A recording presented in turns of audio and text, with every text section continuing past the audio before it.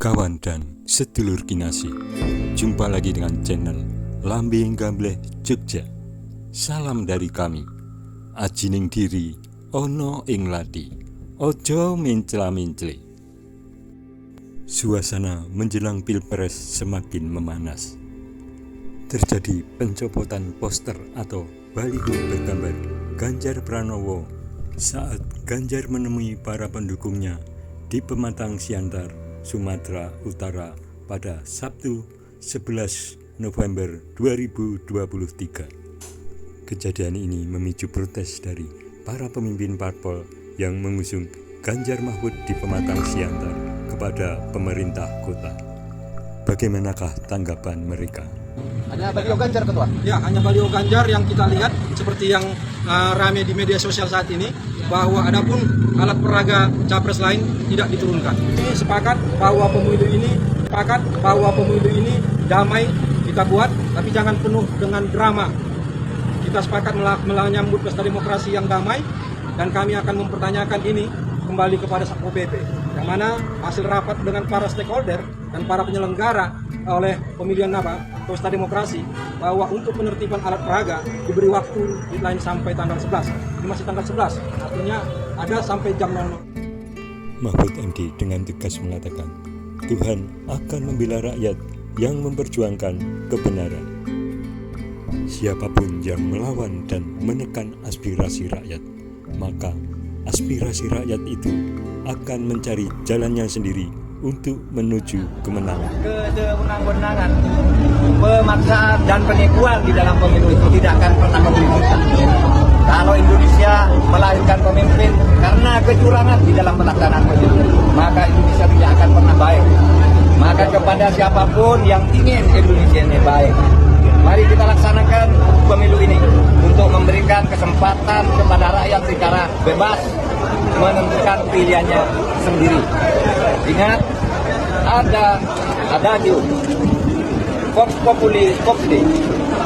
Suara rakyat itu adalah suara Tuhan. Tapi itu artinya bukan rakyat itu sama dengan Tuhan. Itu artinya Tuhan akan selalu membela rakyat yang memperjuangkan kebenaran. Itu arti Vox Populi Vox Dei. Oleh sebab itu, siapapun yang melawan aspirasi rakyat, yang menekan-nekan rakyat dengan cara tidak fair, maka aspirasi masyarakat itu akan mencari jalannya sendiri untuk menuju kemenangannya.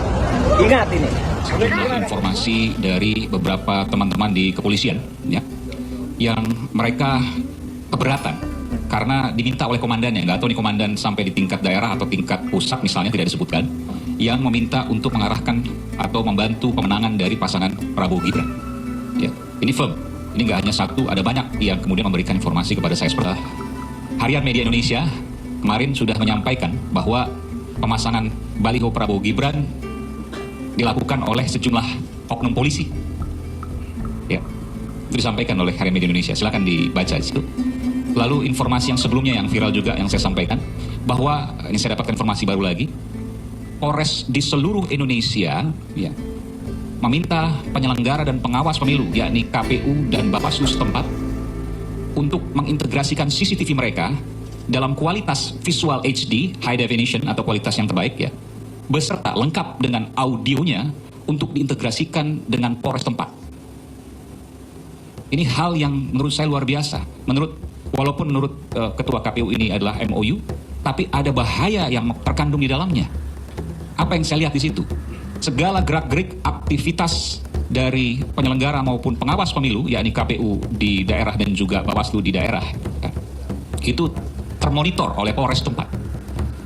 Kalau tujuannya baik, benar, nggak ada masalah. Seperti 2019, itu dilakukan pasca pencoblosan untuk mengawasi surat suara. Ini jauh sebelum masa kampanye sudah dilakukan hal itu. Pertanyaannya, ada apa?